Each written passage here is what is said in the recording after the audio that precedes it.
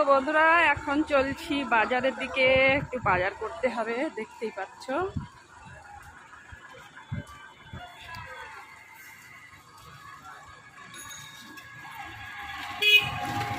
বাপরে বাপ,